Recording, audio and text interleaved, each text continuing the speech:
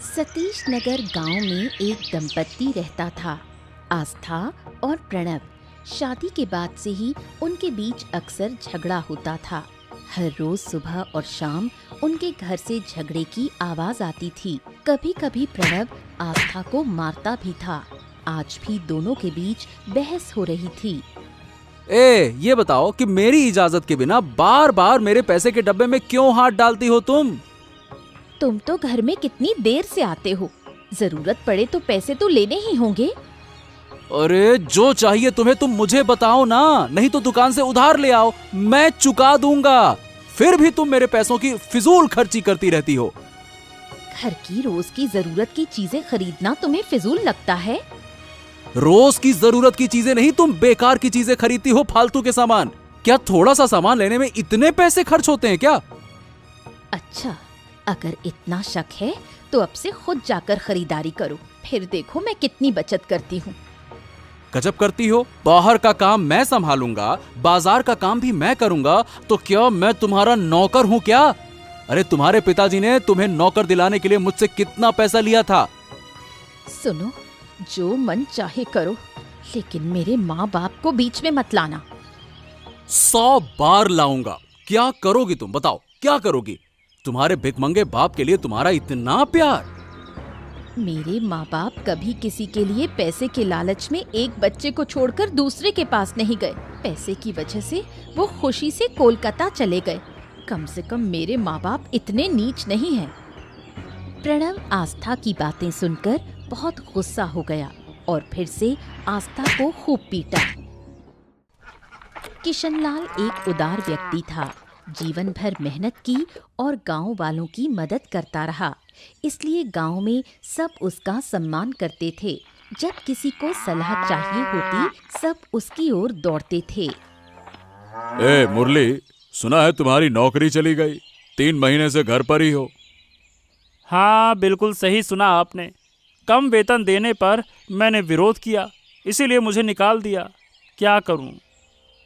हाँ, आजकल नौकरी की यही समस्या है। मेहनत खूब है, वेतन कम है, और बोलोगे तो नौकरी चली जाएगी। दूसरे करने के लिए जो बैठे हुए हैं। 2 महीने से घर पर हूँ, 3 जगह नौकरी देखी, लेकिन बाजार ठीक नहीं है। अरे तो नौकरी करने की जरूरत क्या है? दूसरों की नौकरी मत करो, खुद कुछ करो ना। लेकिन मैं क्या करूं? व्यवसाय करने का डर है, नुकसान हुआ तो सम्मान नहीं रहेगा। हमारे बड़े नदी में मछुआरे अब मछली पकड़कर खूब बेच रहे हैं। तुम भी चाहो तो मछली पकड़कर थोक में बेच सकते हो। इतनी पढ़ाई के बाद क्या मैं मछुआरे का काम करूंगा? मेरा सम्मान कहाँ जाएगा फिर? अरे कोई भी काम छोटा या बड़ा नहीं होता मुरली। अगर मन हो तो हर काम समान होता है, समझे बेटा? किशनलाल की बात सुन मुरली ने नौकरी छोड़ मछुआरे का काम करने का फैसला किया। प्रणव और आस्था की इकलौती बेटी बिंदु रोज माँ बाप की लड़ाई देख देख कर तंग आ गई थी। जब भी घर में झगड़ा होता, उसका मन खराब हो जाता और वो रोते रोते अपनी दादी कोकिला के पास चली जाती। क्या हुआ बेटा, तू इतनी चिंतित क्यों लग रही है? तुम्हारे चेहरे से लगता है तुम रो कर आई हो। फिर से घर में कुछ हुआ? घर में तो रोज कुछ न कुछ होता रहता है। माँ बाप साथ में अच्छे से नहीं रह पाते। जब भी पापा घर आते हैं, झगड़ा शुरू हो जाता है।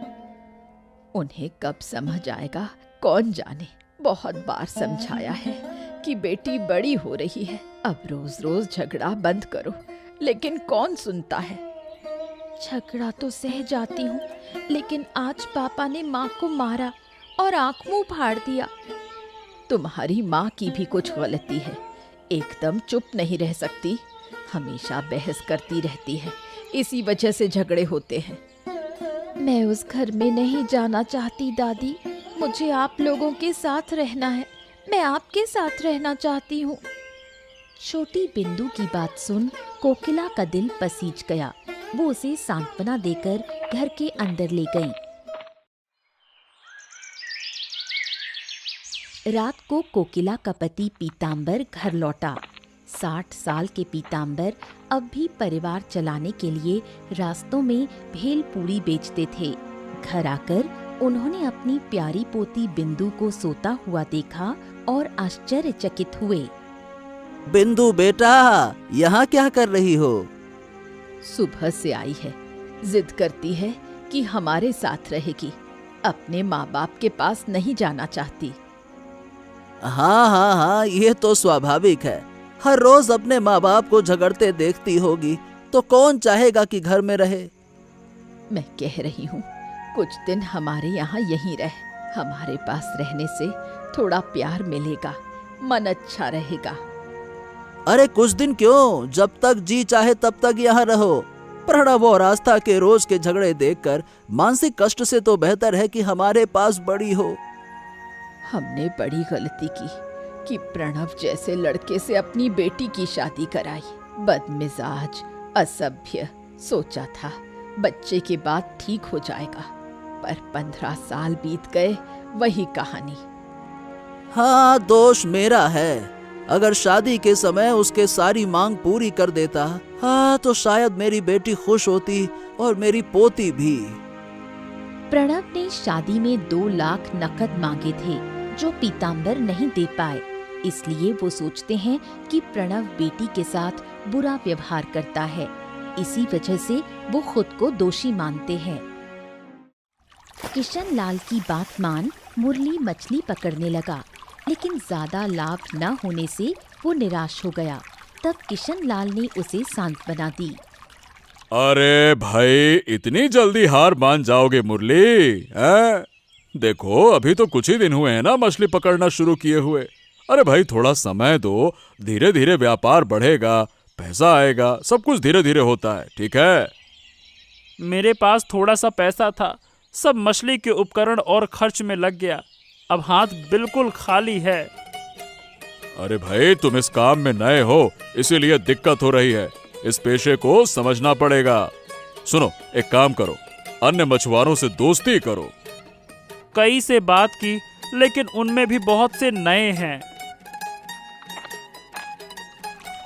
मुरली किशनलाल की सलाह मान नदी के बीच गया और कुछ अनुभवी मछुआरों से बात की।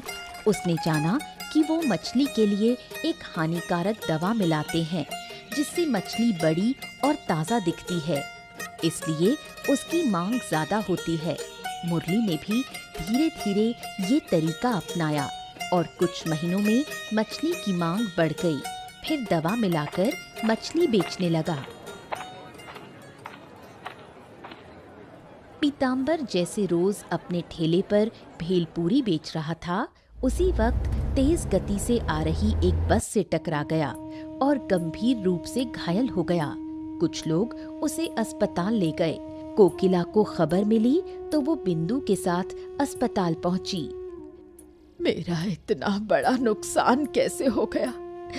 अगर दादू को कुछ हुआ तो मैं क्या करूंगी? मैं कहाँ जाऊंगी? तुम मत रो दादी, दादू ठीक हो जाएंगे, तुम हिम्मत रखो। कैसे हिम्मत रखूं? अगर मेरा एक बेटा होता तो ये सब नहीं होता। दादू को इतनी मेहनत नहीं करनी पड़ती। आज बड़ा हादसा हो गया। ऊपर वाला दादू को बिल्कुल ठीक कर देगा, तुम थोड़ा धैर्य रखो। डॉक्टर लोग कोशिश कर रहे हैं। अगर उन्हें कुछ हुआ तो मैं बेबस होकर भटकती रहूंगी, मेरा कोई नहीं रहेगा। ऐसा मत कहो दादी, मैं तो हूँ, सब ठीक हो जाएगा। कोकिला जोर जोर से रो रही थी और बिंदु उसे समझा रही थी। प्रणव काम पर जाते हुए मुरली को देखता है। मुरली के मछुआरे बनकर सफल होने की कहानी पूरे गांव में फैल चुकी थी। प्रणव मुरली से मिलकर मछली पकड़ने का सोचने लगता है। और अब तो तुम बहुत व्यस्त हो गए हो। पूरे गांव में तुम्हारी सफलता के चर्चे हैं। अब नौकरी छोड़कर मैंने मछली पकड़ना शुरू किया था, कृष्णलाल बाबू के कहने पर। और अब लगता है नौकरी ढूंढने से मछुआरे का काम करना ज्यादा फायदे वाला है। क्यों क्यों क्यों, सही कहा ना मैंने? हाँ हाँ हाँ बिल्कुल। अब इतने कम समय में मैंने जो पैसे कमाए वो नौकरी करके साल भर में काम करके भी नहीं मिलते। अब तो मतलब मजे ही मजे। हाँ, मैं भी मुरली के साथ जुड़कर ये काम करूं तो कितना अच्छा होगा। चलो मैं थोड़ी देर में मछली की दुकान पर जाता हूँ, उसके बाद फिर मिलते हैं। ठीक है प्रणव? सुनो मुरली, मैं क्या कह रहा हूँ कि अब यार मतलब मेरी भी नौकरी मुझे अच्छी लगती नहीं है। अगर मैं भी तुम्हारे साथ मछुआरे का काम करूं तो क्या मैं भी सफल हो पाऊंगा? अरे बिल्कुल मेरे भाई, तुम मेरे बचपन के दोस्त हो। साथ मिलकर काम करने से सब आसान होगा। लेकिन ये सारी बातें यहाँ सड़क पर करने का मामला नहीं है। सुनो, तुम मेरे घर आराम से आओ, सब मैं तुम्हें समझाऊंगा, फिर बात करते हैं। हाँ ठीक है, मैं कल शाम को तुम्हारे घर आऊंगा। प्रणव मुरली के साथ मिलकर जल्दी सफलता पाने का सपना देखने लगा, लेकिन उसे मुरली के अवैध काम के बारे में कुछ पता नहीं था।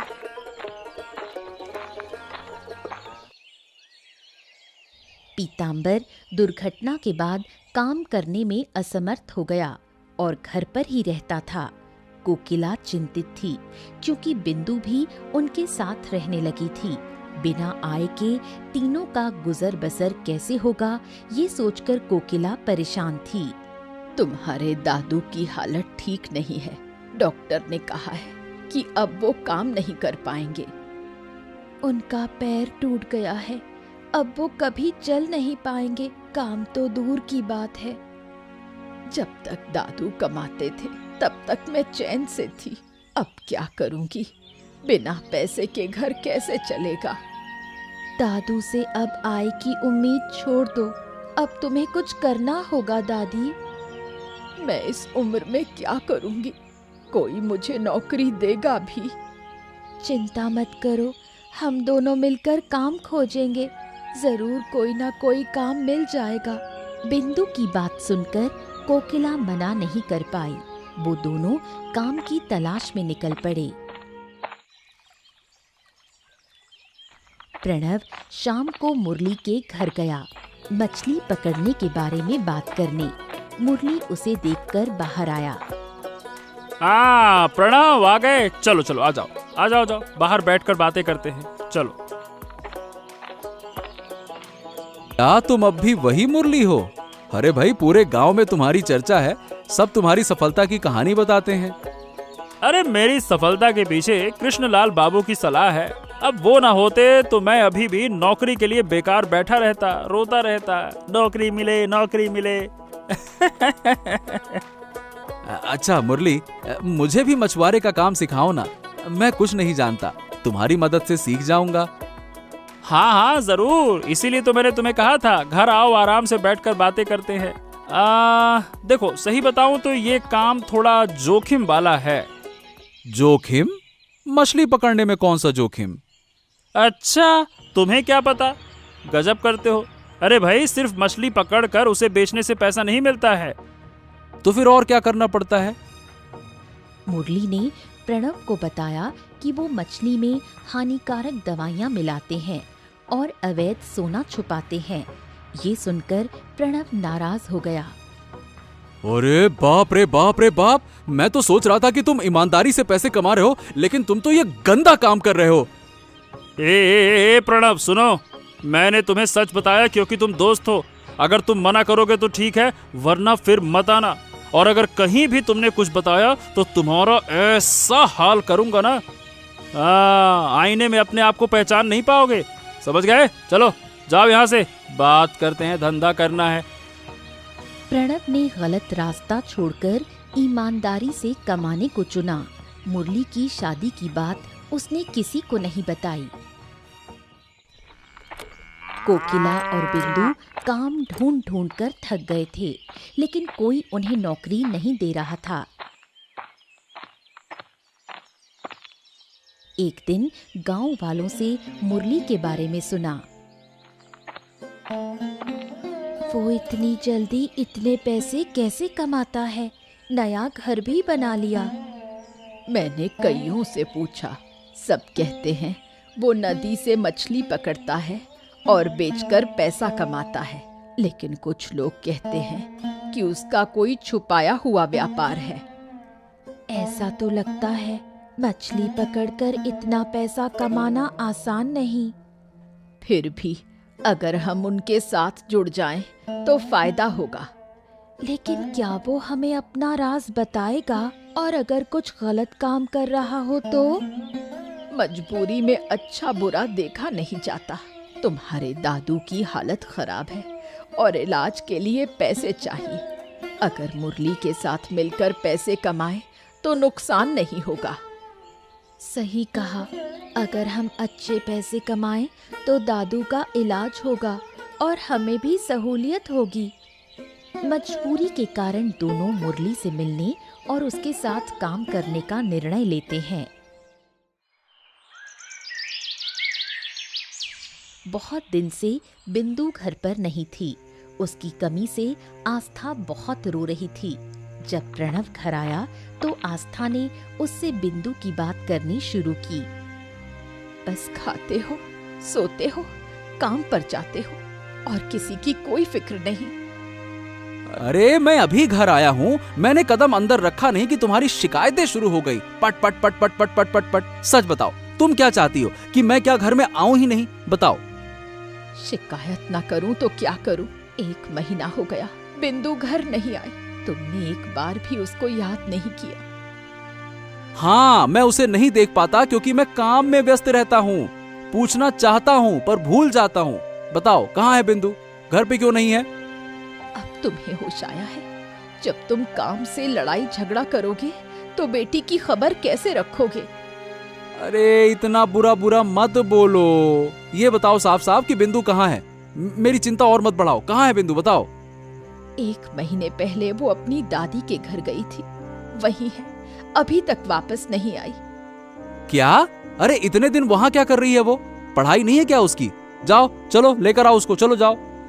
मैं क्यों जाऊं? तुम्हारी बेटी है, तुम ही ले आओ। हमेशा बेटी के सामने झगड़ा करते हो, इसीलिए वो नाराज होकर चली गई। अरे भाई, मैं दिन भर काम में रहता हूँ, तुम उसकी देखभाल नहीं कर सकती हो क्या? और मेरा कल ऑफिस में बहुत सारा काम है, मुझे समय नहीं मिलेगा। तुम कल ही जाकर उसे ला लेना, बस बात खत्म। आस्था बेटी के लिए रोती रही, लेकिन प्रणव के पास समय या इच्छा नहीं थी। वो चुपचाप खाना खाकर सो गया। आस्था खिड़की पर खड़ी होकर उसके दुर्व्यवहार को सोचकर रोती रही। बिंदु होती तो उसे सांत्वना देती, पर वो अब नहीं थी। कोकिला और बिंदु मिलकर मुरली से मिले। वो उसके साथ काम करना चाहते थे, लेकिन प्रणव की घटना याद आने पर मुरली उन पर गुस्सा हो गया और बात नहीं करना चाहता है। हाँ, तुम्हारा प्रणव मिला था मुझसे, बोला कि मेरे साथ काम करना चाहता है, नौकरी उसको पसंद नहीं आ रही है। मैंने खुश होकर उसे बुलाया, सब कुछ बताया, और फिर कहता है कि ये सब नहीं करेगा, ईमानदारी से कमाएगा। प्रणव बच्चा है, समझता नहीं, पर मुझ पर भरोसा कर सकते हो।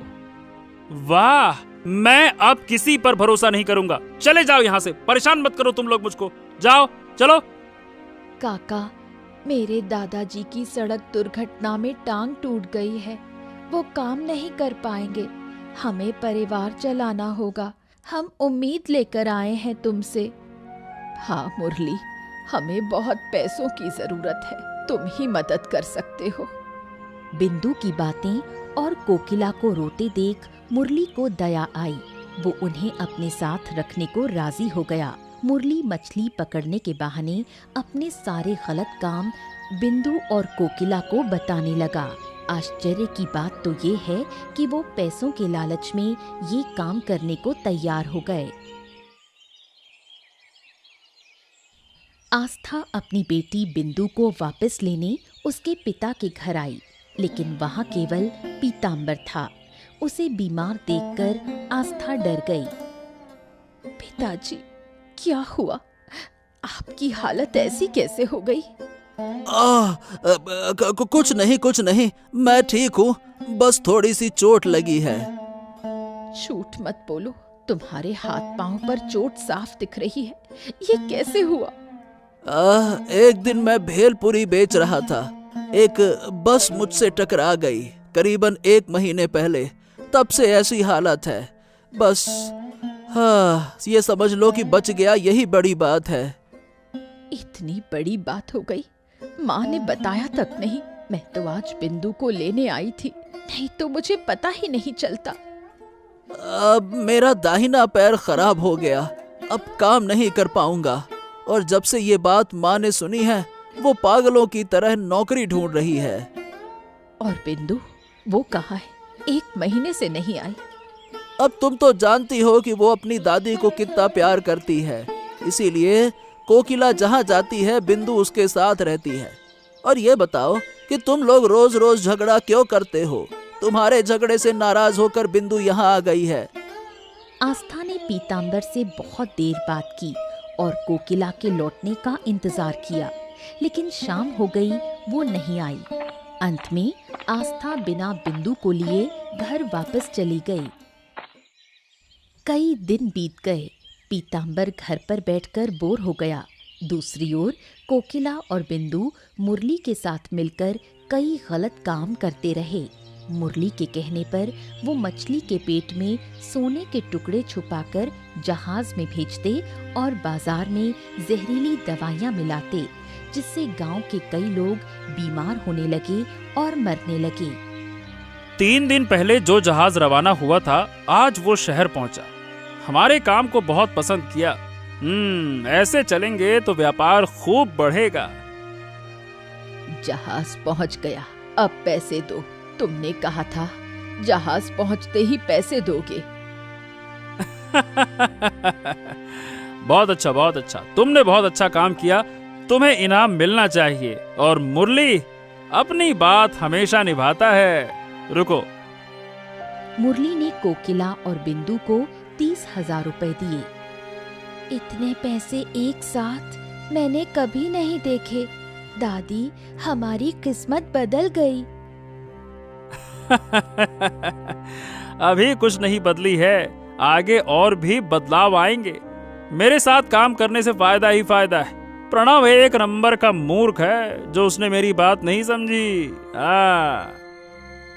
सुना है कई लोग बीमार हो रहे हैं। कुछ दिन मछली में दवा डालना बंद कर देते हैं। सोना तो अच्छा चल रहा है। फालतू की बात मत करो। दवा डालना बंद किया ना तो मछली का स्वाद कम हो जाएगा, कोई नहीं खरीदेगा। दवा डालना जरूरी है, समझी? सही कहा दादी, अच्छा कारोबार चल रहा है, नुकसान क्यों करेंगे? दोनों तरफ से पैसे आए, फायदा होगा। हाँ, और भी ज्यादा पैसा चाहिए मुझे। इस तरह पैसे के लालच में कोकिला, मुरली और बिंदु सारी अच्छाइयाँ भूल गए। वो निर्दोष लोगों की जिंदगी की परवाह किए बिना केवल अपने लाभ की चिंता करते रहे। गांव के कुछ लोगों से प्रणव को पता चलता है कि उसकी सास कोकिला और बेटी बिंदु मुरली के साथ नदी में मछली पकड़ते देखे गए हैं। ये सुनकर प्रणव को समझने में देर नहीं लगी कि उसकी बेटी बिंदु भी गलत कामों में शामिल है। वो बेहद गुस्से में आ जाता है और फिर प्रणव हिम्मत जुटाकर किशन लाल के घर जाता है। आओ प्रणव, आओ आओ आओ आओ। आज तुम्हारा मन हुआ तो मेरे घर आ गए। अब आपसे कुछ जरूरी बात करनी है। इतने दिन मुझे डराकर चुप रखा गया, पर अब मैं चुप नहीं रहूंगा। अरे क्या हो गया? क्या बात करनी है? भाई डरने की कोई बात नहीं है, मुझे बताओ, साफ साफ बताओ क्या बात है, बोलो। कई बार सुना है कि आपने मुरली को जेल का काम करने के लिए कहा था। आपकी वजह से उसकी जिंदगी बदल गई।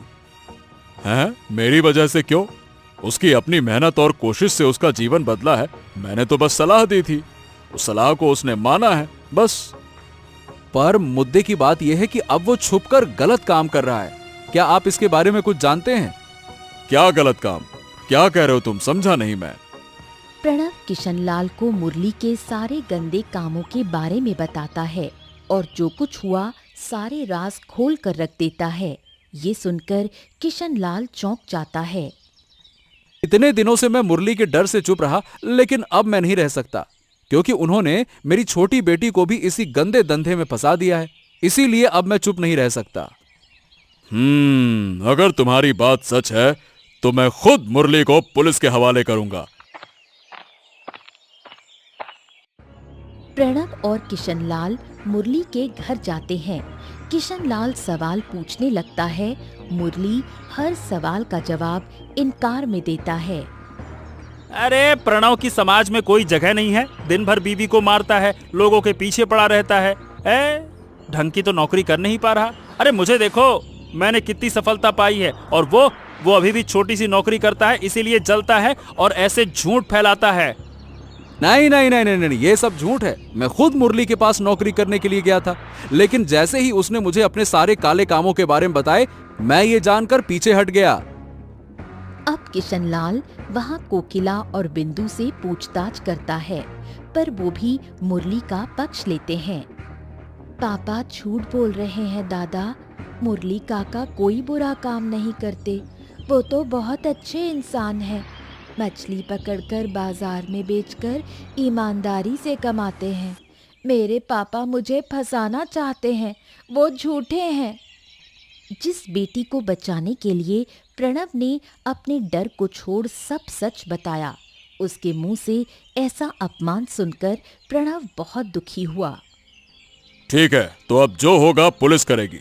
मैं जानता था कि तुम इतनी आसानी से बात नहीं खोलोगे, इसीलिए पुलिस को लेकर आया हूं। दरोगा साहब, अब आप अपनी कार्रवाई शुरू कीजिए। फिर किशनलाल के साथ पुलिस आती है और मुरली को पीटना शुरू कर देती है। पिटाई के बीच मुरली सारी सच्चाई बोल देता है। घर से कई पैसे और आभूषण बरामद होते हैं। सारे भ्रष्ट मछुआरों को पकड़ लिया जाता है जो इन कामों में शामिल थे। मुरली और कोकिला को जेल भेज दिया जाता है। बिंदु बार बार रोकर माफी मांगती है, लेकिन आस्था और प्रणव उसे माफ नहीं करते और यही दर्द दिल में लिए आस्था गांव छोड़कर चली जाती है।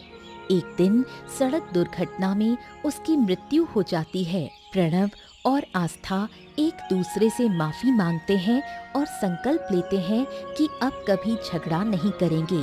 वो बीमार पीतांबर को साथ लेकर सुख शांति से रहने लगते हैं।